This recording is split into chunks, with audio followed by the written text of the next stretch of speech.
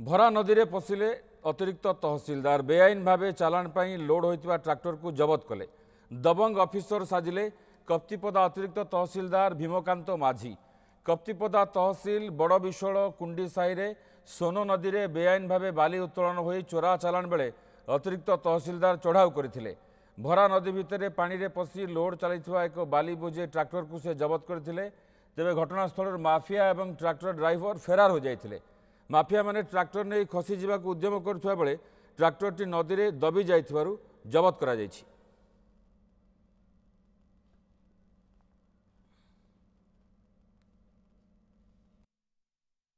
आमे आज विशल कुंडी घाटरू धरलु गाड़टा गोटे गाड़ी धरचु से नदी नदी गर्भर बाली उठाऊे से हाँ यहाँ सब मैंने चोरा बाली यहाँ आम इन्स्ट्रक्शन कलेक्टर सार इन्स्ट्रक्शन आम कम करुँ इन्स्ट्रक्शन आम गाड़ी धरुचु।